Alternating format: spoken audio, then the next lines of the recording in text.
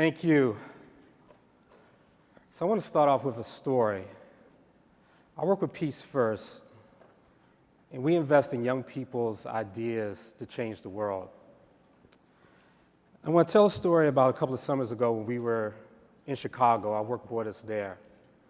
And for many of you that know Chicago, you know Chicago is experiencing some significant, even epidemic levels of violence. As a matter of fact, during the summer that we were there, over one 3-day period, over 72 hours, 84 people were shot.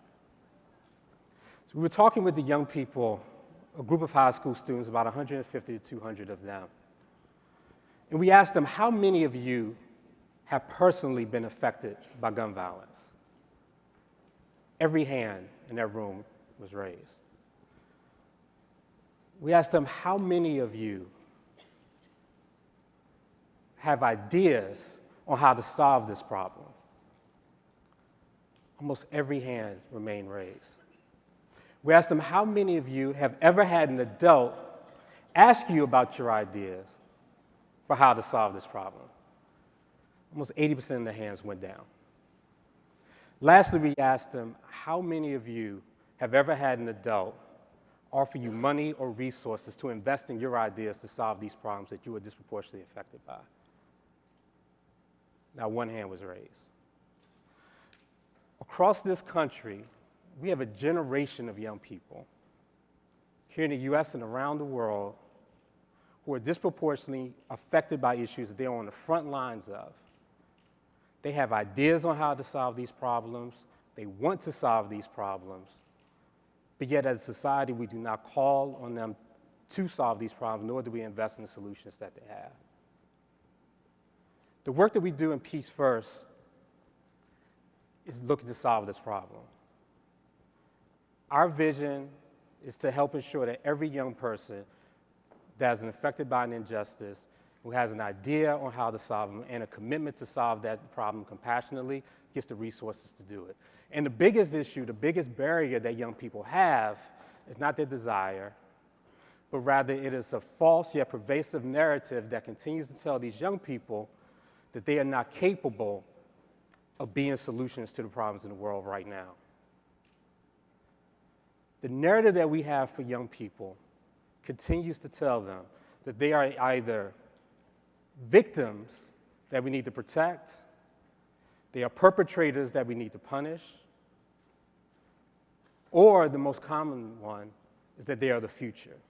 We tell our young people that they are going to do something great someday, that they're going to be somebody great one day, that they are going to change the world someday. And even with the best intentions, it is implicitly telling them what? That they're none of those things right now. Berkeley Media Group did a study. We talked about the stories of young people in our news. They did this study years ago. And they looked at the type of stories that the news tells about young people. How many were positive and how many were negative? I'm going to show you how many of those were negative. 99% of the news stories we talk about young people are negative. We need to change the narrative of who our young people are and what they are capable of. And on behalf of all of the young people that we work with every day, an entire organization, the network, global community, we need your help. Because you all are the storytellers. You are the culture creators. You are the people that create the stories and the content that we see and share every day. And we need your help in helping to change this narrative. We are building a coalition of influencers and storytellers and creators who are passionate about young people and their power to change the world, who are going to come together and work to help change this narrative. And we invite you to be part of this. So if you are a content creator, you are a storyteller, I don't care if your passion is food, I don't care if it's music, I don't care if it's cats, I don't care if it's sex, I don't care if it's injustices, we have a place for you. I guarantee you there's a young person that is connected to your passion that right now is trying to solve an injustice in a way that I'm sure you would find inspiring, that your audience would find compelling. I started off by talking about a story in Chicago. I want to tell you about this past week.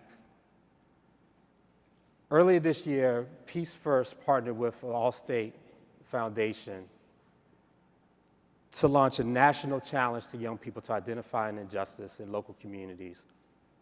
And if they had an idea to solve it, we would provide them with up to $250 to get their idea off the ground. We will provide them with tools and resources and mentors to support them along the way. In the course of less than 3 weeks, almost 300 teams of young people across 40 states in the US raised their hand and said that we're going to do something about injustice in our local community. We selected the top 10 teams, and this past week, this Wednesday, we brought them all back to Chicago. And we brought them on stage for them to tell their story. Each of the young people that were the finalists for this final prize, we invested $2,000 in their work and to support them for the next 6 months. And the grand prize winner got $10,000.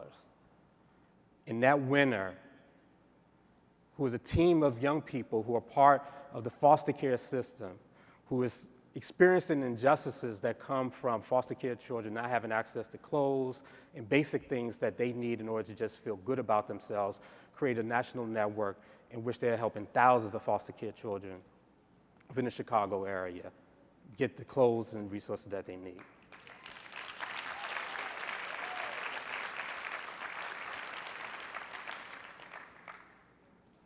So as I close, I'll leave you with this. If you don't remember anything else about today, don't remember anything else about this talk, I want you to remember this. Our young people are not the future.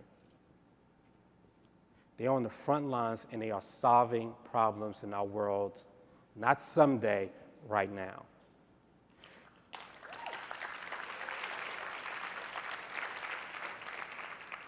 And we need to begin to change the narrative of who they are. And then we don't need to change that someday, we need to change that right now. And we need your help. We need your superpowers. We need your networks, we need your reach, we need your creativity. And we don't need that someday, we need that right now. Because if history has taught us anything, it's taught us that stories are essential for social change. Because when we change our narratives, we change our world. Thank you.